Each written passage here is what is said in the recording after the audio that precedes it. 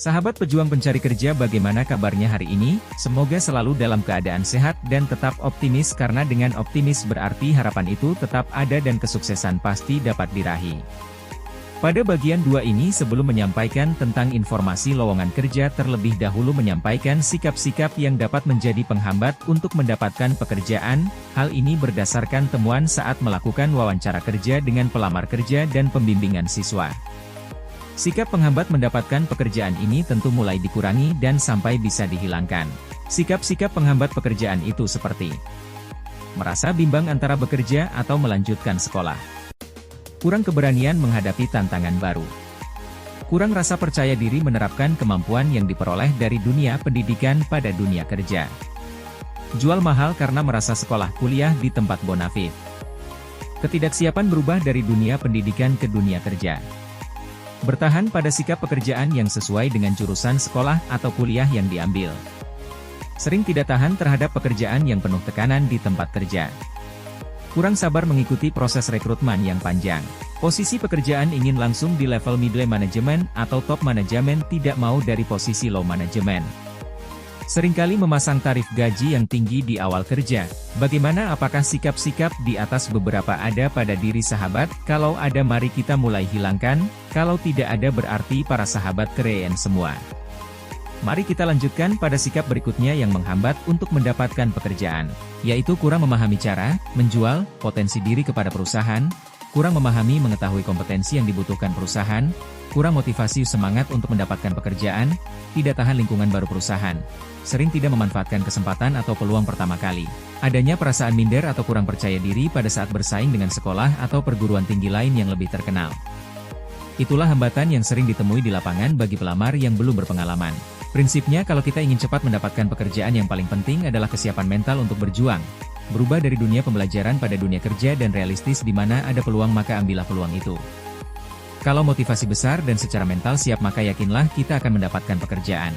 Dan kalau kita sudah mendapatkan pekerjaan kemudian menginginkan jenjang karir yang baik dan ingin salari yang baik, maka tunjukkan kerja yang baik. Komunikasikan ide-ide yang dapat membawa kemajuan perusahaan pada atasan Anda, sehingga pimpinan perusahaan akan tahu bahwa di perusahaannya mempunyai orang yang berpotensi, yaitu Anda. Tak ada kata sulit dan tak ada sesuatu yang tidak mungkin. Selama kita optimis dan berjuang semaksimal mungkin dan berdoa sungguh-sungguh, maka cita-cita yang kita inginkan akan kita dapatkan. Pembahasan bagian 2 yang tidak kalah pentingnya tentang informasi lowongan kerja. Untuk mendapatkan informasi lowongan kerja, banyak sumber yang dapat dimanfaatkan, apalagi dengan perkembangan internet dan media sosial saat ini sangat mudah untuk mendapatkan informasi tersebut. Salah satu cara yang bisa dilakukan dengan menggunakan browsing internet.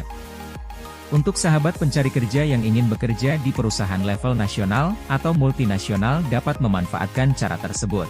Selain itu juga dapat memanfaatkan milis lowongan kerja, situs web lowongan kerja, atau langsung mengunjungi website perusahaan yang dituju. Mencari lowongan kerja melalui internet lebih efisien dan fleksibel, karena secara biaya lebih murah dan kita dapat memilih lokasi tempat kerja dimanapun tanpa harus datang langsung.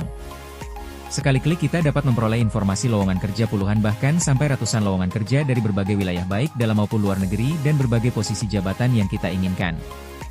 Mencari lowongan kerja juga dapat dilakukan dengan cara offline, termasuk media cetak seperti koran dan brosur. Koran mempunyai ruang lingkup baik nasional maupun lokal.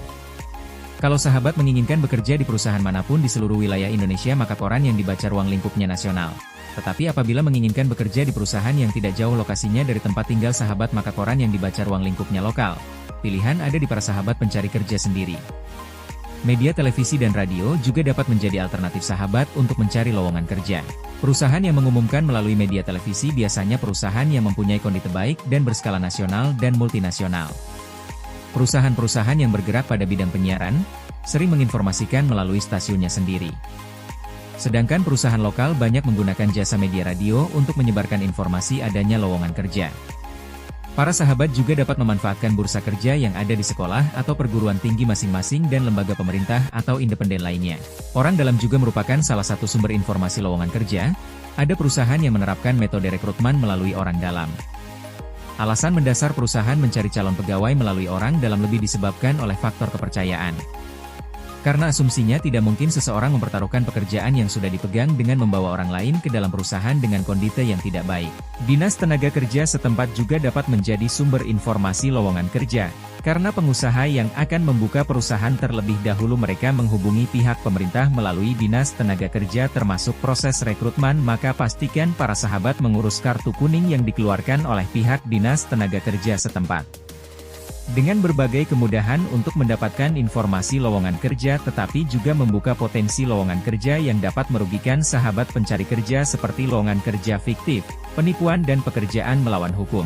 Banyak kasus sekarang yang terjadi seperti perdagangan manusia ke luar negeri dengan iming-iming gaji besar, jadi operator judi online, pekerjaan yang tidak sesuai dengan deskripsi di informasi lowongan kerja, pekerjaan asusila dan lain sebagainya yang merugikan. Maka perlu diwaspadai dan dipastikan kebenaran dari informasi lowongan kerja tersebut. Lowongan kerja yang perlu diwaspadai jika memiliki ciri seperti, mensyaratkan pengiriman berkas lamaran dengan mensertakan beberapa lembar materai, mensyaratkan untuk menyetor sejumlah uang tertentu kepada pihak penyelenggara rekrutmen, perusahaan yang membuka banyak lowongan dengan formasi lowongan dari level top manajemen, middle manajemen dan low manajemen. Dari manajer HRD, manajer keuangan, manajer produksi, staf dan pelaksana lapangan. Umumnya perusahaan tidak akan membuka lowongan kerja dengan formasi utuh dari luar, walaupun seandainya membuka perusahaan baru, pihak perusahaan tidak akan berani pegawai semua orang baru. Yang paling mungkin bagi perusahaan apabila membuka perusahaan baru atau cabang adalah dengan cara memindahkan orang yang menduduki posisi penting baik tetap atau sementara ke perusahaan baru, sedangkan posisi lain dapat direkrut dari luar. Apabila menemui lowongan kerja yang seperti di atas biasanya mereka mensyaratkan dilakukan training lebih dulu dengan cara magang dengan menjual barang. Atau lebih tepat sebenarnya mereka membutuhkan sales tetapi informasinya disembunyikan. Sales bukanlah posisi yang buruk. Jadi tidak ada alasan untuk menyembunyikan informasi sebenarnya yang dibutuhkan adalah penjelasan dan penghargaan terhadap posisi sales. Apabila para sahabat menemui info lowongan kerja dengan kedudukan perusahaan di luar kota, luar pulau atau luar negeri, untuk mencegah yang tidak diinginkan sebelum mengambil keputusan, lebih baik untuk mengecek ulang kebenaran perusahaan dan jenis pekerjaan yang akan dilakukan. Periksa kebenaran perusahaan dan terdaftar secara resmi di pemerintahan setempat.